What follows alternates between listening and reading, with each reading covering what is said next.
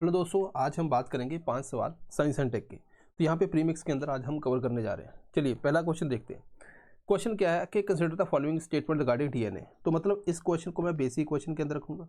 ठीक है, आप क्या करना है, इस वीडियो को स्टॉप करना है यहाँ पे, देन उसके आंसर निकालने की कोशिश करो, ज़रा टाइम मत लेना। तो इससे क्या वीडियो भी छोटी बनती है और आपको भी ईजी लगेगा।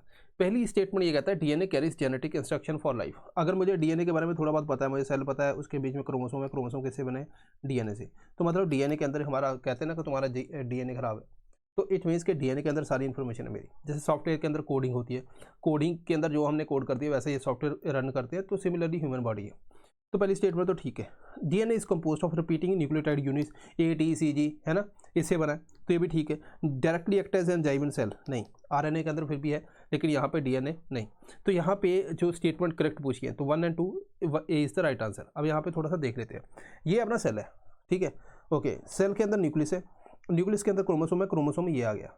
अब क्रोमोसोम ऐसे जैसे मान लीजिए वूल होती है ना, ऐसे पूरा उसका गोला सा बना देते हैं हम।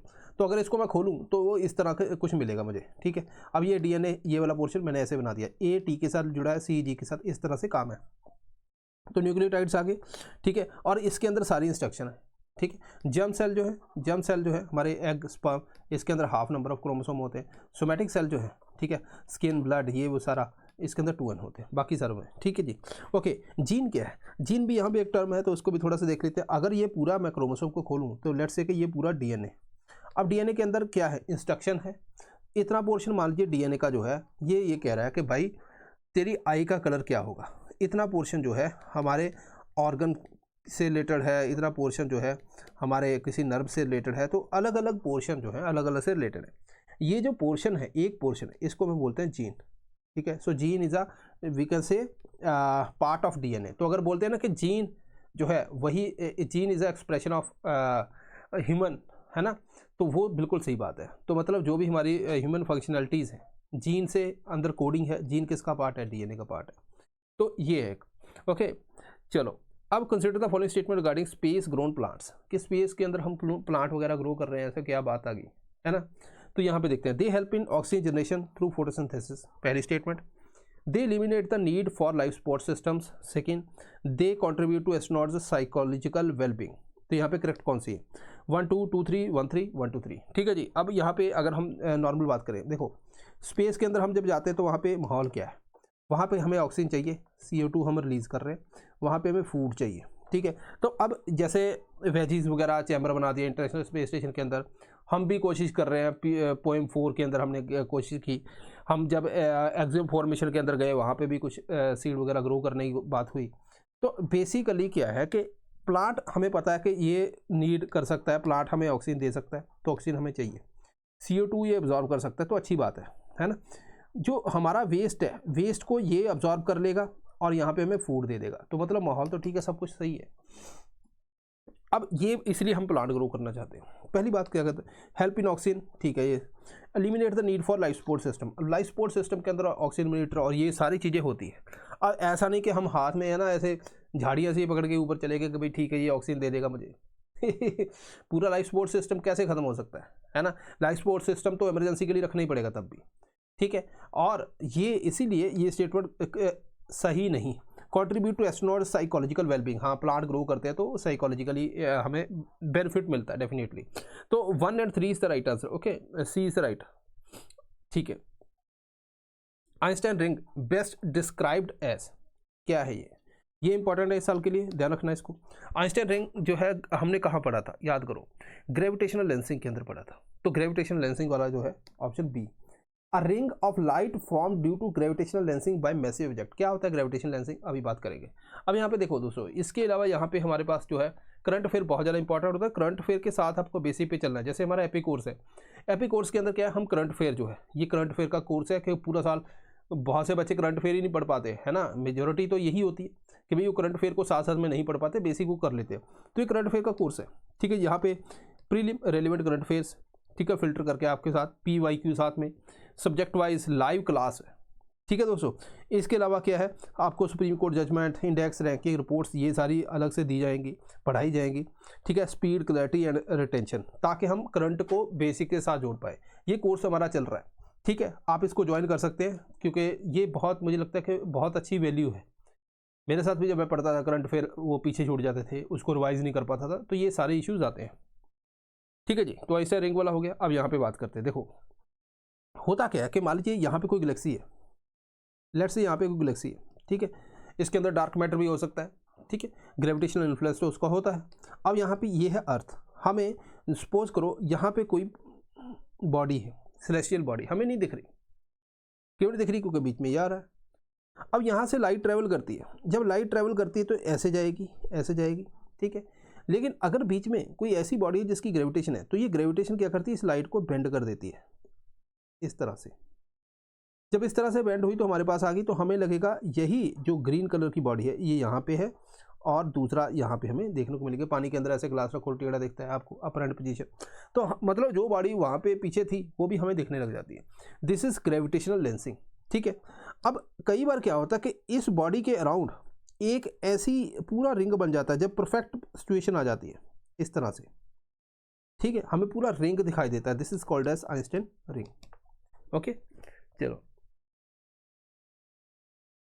Okay. Antimicrobial resistance gene के बारे में पूछा गया। They can develop due to selective pressure in intestinal environment of livestock. They can persist and multiply in soil and water after excretion. They pose higher exposure risk to people working in agriculture. इनमें से कितनी correct है? अगर मैं बात करूँ, देखो यहाँ पे एंटी माइक्रोबियल रेजिस्टेंस जीन की बात की गई है, ठीक है। तो यहाँ पे क्या होता है कि जैसे मान लीजिए कोई इंसान है, उसकी इम्यूनिटी वीक है, तो क्या होगा, यहाँ पे बॉडी के अंदर माइक्रो ऑर्गेनिज्म आ जाएंगे और हम दवाई खाएंगे। पहले तो इम्यूनिटी हमारी जो वीक है तो वो फाइट नहीं कर पाएगी। मेडिसिन खाते हैं, जैसे एंटीबायोटिक रेजिस्टेंस की हम बात करते हैं, क्या मेडिसिन खाते हो, फिर आपने पूरा कोर्स नहीं किया, या अगर आपको वायरल इन्फेक्शन है तो आपके अगर तो एंटीबायोटिक ले ली, जबकि एंटीवायरल चाहिए आपको, गलत दवाई ले ली, हाई लेवल की दवाई पहले ले ली। इन सभी की वजह से क्या होता है कि जो बैक्टीरिया है उसके जो जीन है वो रेजिस्टेंस हो जाते हैं, उनके ऊपर वो दवाई काम करना बंद कर जाती है। Then you need higher grade of medicine, है ना, ऊपर वाली लेनी पड़ेगी भाई, वो नीचे वाली तो काम ही नहीं करेगी। तो ये रेजिस्टेंस जो है ना, ये बड़ा तंग करता है। एनिमल के अंदर भी ऐसे ही है। एनिमल के अंदर क्या है, एनिमल के अंदर अगर उनकी डाइट अच्छी नहीं है, हाई प्रोटीन बेस्ड डाइट नहीं है, तो जल्दी बीमार होते हैं। जल्दी बीमार होते हैं तो उनकी बॉडी के अंदर माइक्रो ऑर्गेनिज्म है, उनके अंदर रेजिस्टेंस आ जाता है। वो जब उनके वेस्ट के थ्रू सॉइल में आ जाते हैं, सॉइल के थ्रू हमारी बॉडी में आ जाते हैं, तो ये पूरा एक साइकिल है। तो करना क्या चाहिए, एनिमल की जो हेल्थ है उसको अगर अपग्रेड करेंगे तो मेडिसिन कम देनी पड़ेगी, ठीक है ना। चलो अब ये ओवरऑल आप सिनेरियो समझ गए। They can develop due to selective pressure on intestinal environment of livestock, ठीक है, नॉर्मल है, कैन यहाँ पे लगा हुआ है, तो यहाँ पे कोई एक्सट्रीम कुछ नहीं है। They can persist and multiply in soil water after excretion, कर सकते हैं। They pose higher exposure risk to people working in agriculture, बिल्कुल उनके जब वेस्ट के थ्रू जो है आसपास लोग जो काम कर रहे हैं उनकी बॉडी में चले जाएंगे, फिर उनकी बॉडी के ऊपर भी जो है वो दवाइयाँ काम नहीं करेंगी, ठीक है। तो कितने करेक्ट है, सारे सही हैं। अब यहाँ पे ये न्यूज़ में क्यों था, यहाँ पे इंसेक्ट बेस्ड लाइवस्टॉक फीड की बात की ICAR ने। उसने बोला कि हम एनिमल को प्रोटीन देना चाहते हैं, लेकिन अगर हम नॉर्मल ग्रो करें प्रोटीन तो उससे क्या है, पानी बहुत ज़्यादा यूज़ होता है, ग्रीन हाउस गैसेस, ये बहुत बड़ा एक फुटप्रिंट बन जाता है। तो हम इसका अल्टरनेटिव क्या है, इंसेक्ट को जो है एनिमल को फीड करेंगे। अब इसके अंदर क्या है, प्रोटीन, ठीक है। यहाँ पे ये बात चल रही थी, आपको पता है कि अमेरिका के अंदर कि भाई रेड मीट या मीट वगैरह दिया जा रहा है एनिमल को, तो ब्लड मील जो न्यूज़ में था कि जिसकी वजह से नॉन वेज मिल्क का न्यूज़ में आया, तो यहाँ पे भी हमारे ऐसे ही है कुछ, ठीक है जी। तो यहाँ पे कुछ ये सारा साइकिल है जो ह्यूमन के अंदर चला जाएगा वेस्ट से, मैंने आपको बताया। इंसेक्ट बेस्ड फीड की बात करें तो यहाँ पे कुछ इंसेक्ट्स के नाम हैं, आपको ये ध्यान रखना है, UPSC इनके ऊपर पूछ सकता है ना, कि भाई कौन से हम एनिमल को या कुछ, क्योंकि ये पोर्शन जो है जहाँ पे आपको पर्टिकुलर इंसेक्ट या स्पीसीज़ का नाम पूछा जाता है, वो बड़े न्यूज़ उसमें आते हैं, इन्वायरमेंट से आपको काफ़ी क्वेश्चन हर साल आते हैं, तो इसलिए इसको थोड़ा सा ध्यान रखना है। SLIM sometime referred as moon sniper, ये किसका मिशन है, ठीक है, ये सीधा क्वेश्चन होता है, अगर आया आया, नहीं आया नहीं आया, तो इसमें कोई बीच में नहीं है कि आप कुछ गेस वर्क कर लो, कुछ भी नहीं होता है, ठीक है जी। ये जापान का है, फर्स्ट ल्यूनर जो surface mission designed to demonstrate precision landing on moon, ठीक है। तो ये डी इज राइट आंसर। तो अगर आपको जापान भी याद रहता या याद होता तो हो सकता था ये आप आंसर निकाल जाते, लेकिन ऐसे क्वेश्चन एग्जाम के अंदर अगर नहीं आते तो चाहे उसको छोड़ना ही बेहतर रहता है, ठीक है जी। तो D is the right answer. तो this is all. So I hope कि हमने क्विकली क्वेश्चन किए 5। आप इसको पढ़ो, ध्यान से देखो, खुद ट्राई करो, है ना, वीडियो स्टॉप करके, वो ज़्यादा अच्छा रहता है। डरना नहीं है, क्योंकि अभी लर्न करोगे तो देन एग्ज़ाम के अंदर जो है बेनिफिट डेफिनेटली मिलेगा। सो दिस इज़ ऑल, मिलते हैं नेक्स्ट टाइम। Thank you.